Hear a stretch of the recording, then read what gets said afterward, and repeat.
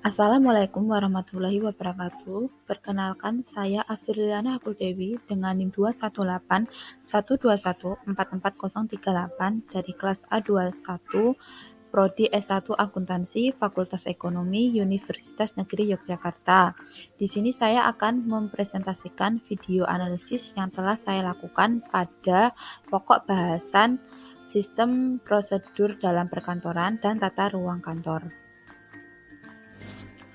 Pada pokok bahasan yang pertama, yaitu sistem dan prosedur dalam perkantoran, saya memilih organisasi publik yaitu pengadilan negeri. Setelah itu, kita identifikasikan chart proses atau prosedur penyesuaian dokumen dalam organisasi tersebut. Proses penyelesaian dokumen organisasi pengadilan negeri yaitu yang pertama, jaksa melimpahkan berkas perkara ke Pengadilan Negeri Jakarta Pusat melalui Panitera Pidana. Lalu Panitera Muda Pidana memberikan tanda terima pelimpahan berkas. Lalu petugas pendaftaran memberikan nomor perkara dan mempersiapkan semua formulir dan dokumen yang dibutuhkan ke dalam berkas perkara. Lalu Panitera atau sekretaris memeriksa berkas perkara. Lalu Ketua PN menunjuk majelis hakim dalam jangka waktu 3 hari kerja. Lalu Panitera Sekretaris menunjuk Panitera pengganti. Petugas pendaftaran memberikan berkas perkara kepada ketua majelis yang telah ditunjuk. Lalu ketua majelis memeriksa berkas dan mempelajari perkara.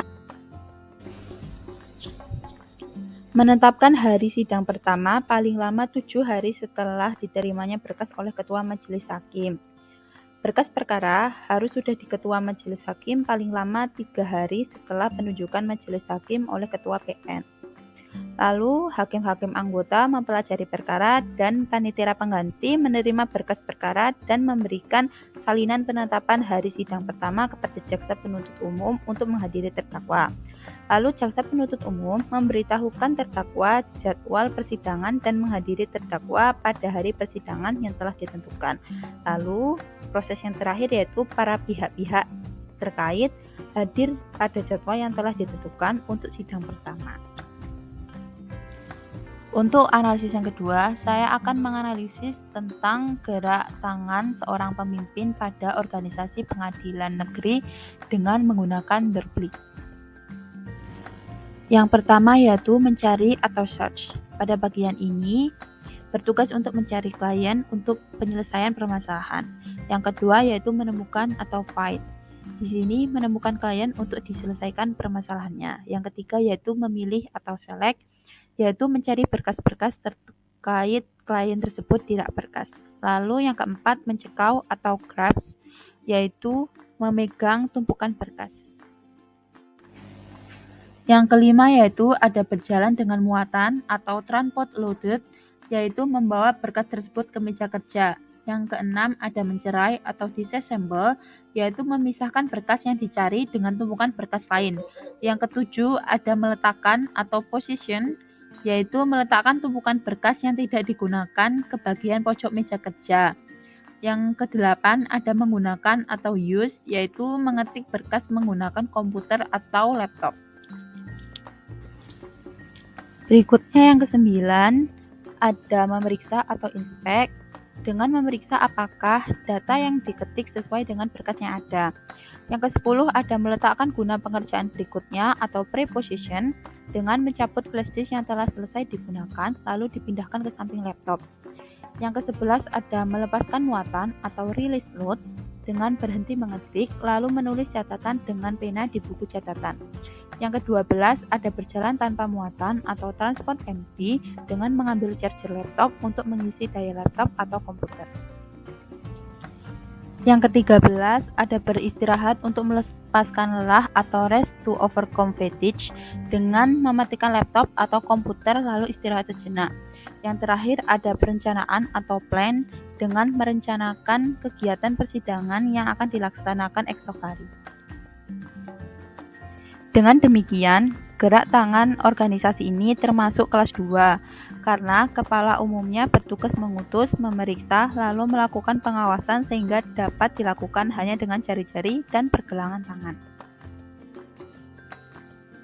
Berikutnya kita akan menganalisis pokok bahasan yang kedua, yaitu tata ruang kantor.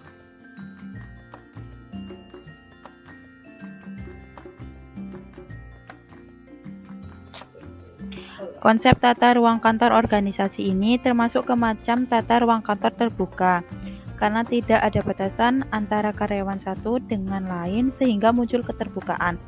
Selain itu, tata ruang terbuka ini memudahkan supervisor dan manajer dalam fungsi pengawasan karena dapat melihat secara langsung kinerja karyawan serta dapat sekaligus mengevaluasi saat itu juga. Tata ruang kantor terbuka ini membuat komunikasi antar pegawai juga lebih efektif karena satu sama lain cenderung berdekatan.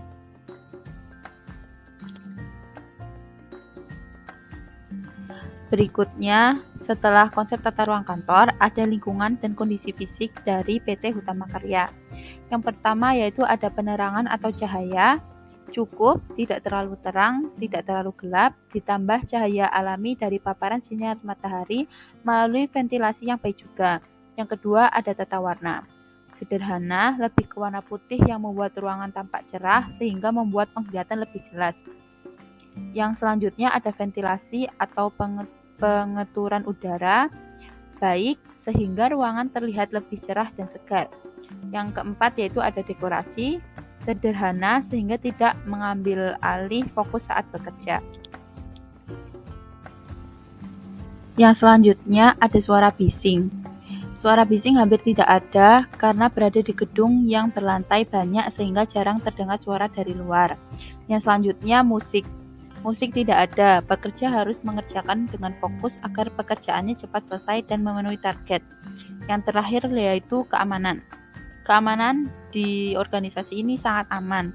Pihak organisasi tentunya telah memiliki tim security atau satpam yang bertugas untuk mengawasi gedung dan ruangan-ruangan tertentu lainnya. Berikut adalah gambar dari tata ruang kantor PT Hutama Karya.